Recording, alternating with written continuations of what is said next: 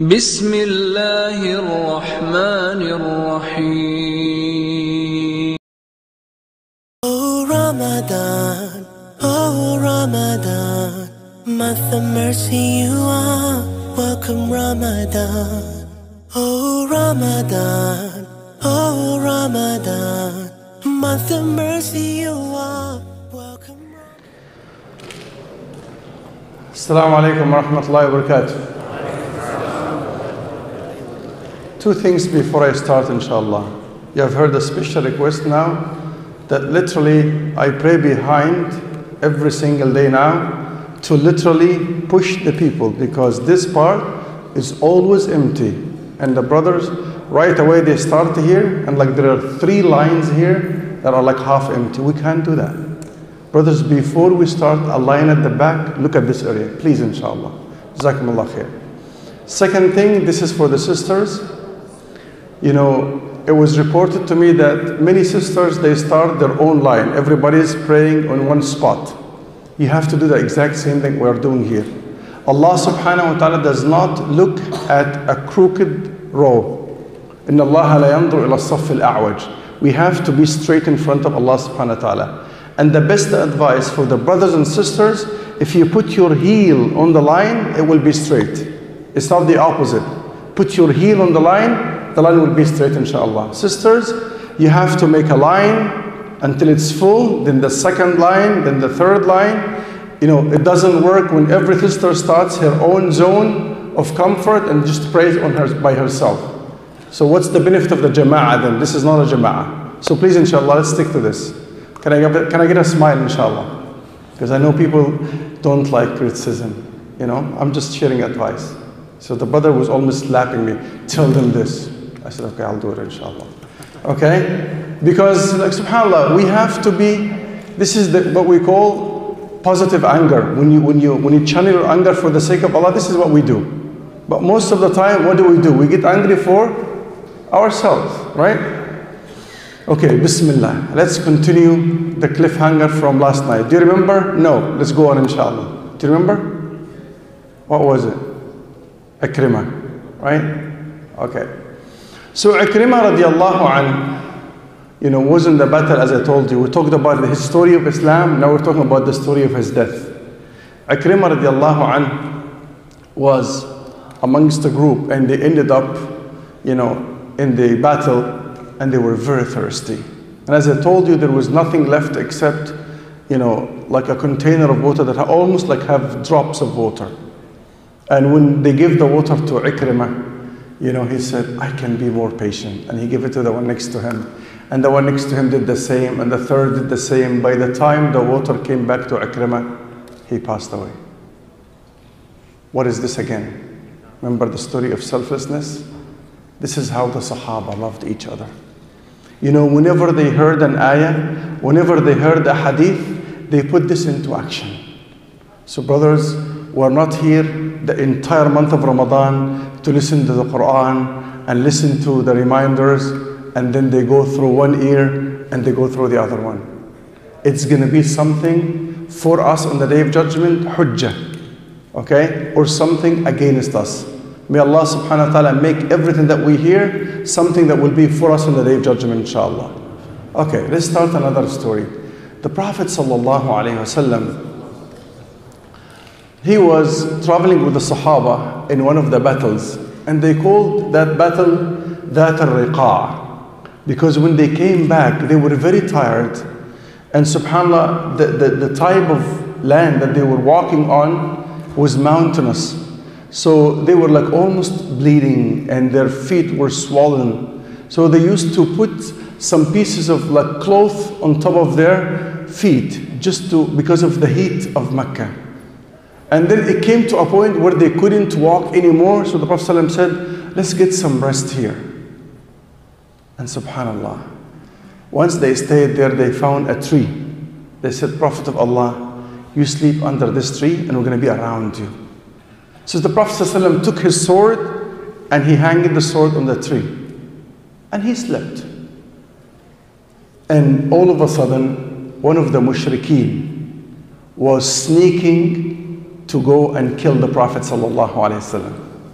and he found his way to the Prophet ﷺ, and with the sword in his hand, he put it on the neck of the Prophet ﷺ. He said, "Man yamna'uka minni al-an?" Who will save you from me now? And the Prophet ﷺ, without hesitation, he said, "Allah!" What happened? The sword fell down of the hand of the mushrik. So the Prophet ﷺ picked it up and he put it on the neck of the mushrik. And he asked him the same question, "Man yamna'uka minni al-an?" Who would save you from me now? He said, "Kun khayra akhid." Be better than me. Forgive me. Because he wouldn't say Allah, because he doesn't believe in Allah. Right? So the Prophet ﷺ said, "Go." So the man couldn't believe his eyes. And he went to his people. Look how he described the Prophet ﷺ. He said, "Ji'tukum min indi khayrin nas." Why? He said, "I had an experience now with the best of all humanity." Why? When he was able, he forgave. Can we do that? If somebody were to wrong you, almost he was killing him, right? Almost he was killing him. So if you are in a situation like this, would you be able to forgive? Again, I'm not sharing stories to entertain you. I want you to think that last time when your wife lost it, how did you react? I'm the man. I can use my hand. I can raise my voice. And you become abusive. I'm not saying Abu Yusuf, I'm saying abusive. Okay? Don't misunderstand me. Okay. So, going back, a man came to Umar radiallahu anhu. And he had a problem in his house. So he knocked on the door. And when he knocked on the door, he heard the wife of Umar yelling at him. And he's like, "Oh my God, is this the right address? Is this the house of Umar?" Because when the two leaders of the two superpowers at that time, Qaisar and Kisra, and we're talking about whom? The Roman Empire and the Persian Empire. When they hear the name of Umar, their knees will be shaking. And now I'm standing in front of the house of Umar and his wife is yelling at him. He couldn't believe his eyes. So he said, "You know what? I better go home." And by the time he was leaving, Umar came out. He said, "Hey, come here. What brought you to my house?" He said, "Like, I'm okay. I'm done. I have no problem." He said, No, come here. Tell me, what's the problem?" He said, "I was coming to complain from my wife." Okay? So this wouldn't hear us, inshallah, okay? I assume that. So I heard what's happening. So I said, if this is happening to Umar, I should go home. Look at Umar. He said, "Akhi, if my wife gets angry and frustrated one time, at that point I remember all the good things that she's doing for me. I remember that she's the one who cooks my food, who cleans my house, who raises my children, who takes care of everything. So if she gets angry one time, can't I be patient?" So the man was like, brothers and sisters, wallahi, it's amazing. You wouldn't believe this unless you live it. We as men, we cannot stay our kids and endure what the mothers endure at the house. Especially if Allah subhanahu wa ta'ala, provided you with like 4 or 5 monkeys at home, angels, the right word, right? And imagine your wife running around like somebody who didn't do the homework. "Please do the homework." "I will." And then the other one is running around scattering everything all around the place. And the one who's like walking in 4, he's like, bringing everything down. And the baby that's crying, and she's cooking, and she's cleaning. You don't see this. Shall I give you a personal story? One day, I was asked to stay with my kids for 2 hours. 2 hours. First 5 minutes, I heard a scream coming out of the next door. And she was running towards me in a hysterical way as if she was shot with a gun. Like I ran, we met halfway, and she's like, I said, hold on, go and make wudu. And she's like, okay. And then she went and made wudu. And you know one of the blessings that Allah has given women, even when they're still young, you know, they can move within 5 seconds to the same emotional state. Okay? And they can switch in 5 seconds, and they smile. May Allah make my words easy for the sisters tonight, inshallah. Okay? You know, I have the protection of Sheikh Abdullah, inshallah.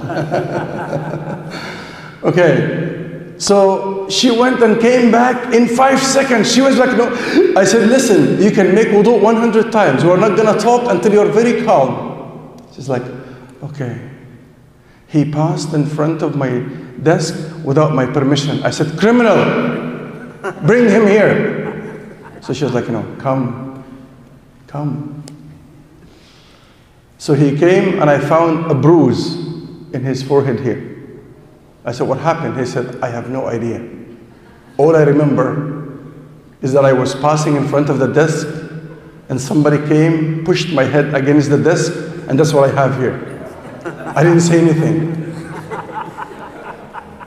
You know, إذا جاءكم من يشكو أنه فقئت إحدى عينيه فلينتظر فلعل الآخر قد فقئت كلتا عينيه. If somebody comes to complain to you that he lost one eye, wait, because the other party might have lost his 2 eyes. And some people are very eloquent in presenting their case. And my youngest, I can testify, she's the best amongst them. And then she was like, okay, what shall you do now? I said, what do you mean? She said, aren't you going to discipline him? Aren't you going to punish him? I said, him? She said, yes. You taught us al-badi adlam. The one who starts, he's the one who's wrong. I said, what did he do? She said, he passed in front of my desk without my permission. And I said, okay, so would you say sorry?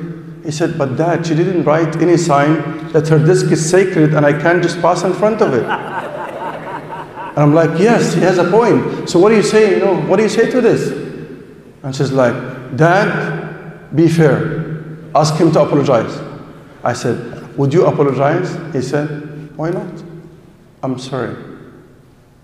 She said, مش طالعة من قلبه. You know, he's not genuine. It's not from his heart. He said, sorry from my heart. He's like his dad. He knows how to act, right? So she's like, this is in the first 5 minutes. I said, oh my God. She's dealing with this on a daily basis and they're still alive. This is how Allah created them. Wallahi, they're very patient. I can be patient with my students at the university, but I can't be patient with my own kids. And this is why, you know, we always have a bad cop and a good cop in the house. Most of the time in our culture, who's the bad cop? The man, right? So she'll be begging them, please do your homework. Okay. Did you do your homework? Not yet. When will you do your homework? After I finish playing some time. Please, your dad is gonna come, don't worry. The moment they hear the doorknob moving, in 5 minutes they rush to the room, they do the homework, and guess what? They come to me. I finished my homework. Because they know who's the bad cop, right? So, going back, we need to be patient with our wives. Please. That's the message of tonight. And to cliffhang you for tomorrow, inshallah, let's talk about the Prophet again and the Sahaba. You know, after the battle was over, the Prophet ﷺ used to divide al-ghanaim, which is called the booty or the spoils of war. So everybody has a share. And Allah and His Messenger, they have 1/5. So the Prophet ﷺ is giving each one his share, and one of the Sahaba said, مَا لِهَذَا اتَّبَعْتُكَ يَا رَسُولَ اللَّهِ. I did not follow you and become a Muslim to get a share. He said, وَعَلَامَ اتَّبَعْتَنِي إِذًا. He said, why did you follow me then? Why did you become a Muslim? He said, اتَّبَعْتُكَ عَلَىٰ أَنْ أَدْخُلَ الْمَعْرَكَةَ فَأُرْمَى بِسَهْمٍ هَاهُنَا فَأَمُوتْ فَأَدْخُلِ الْجَنَّةِ. He said, I followed you so that inshallah in one of the battles I will share in that battle, and I will be shot with a spear right here, and I will die, and I will make it to Jannah. Guess what? In the next battle, after the battle was over, and the Prophet ﷺ was checking all the Sahaba who was killed, and my time is over. Yeah, Jazakallah khair.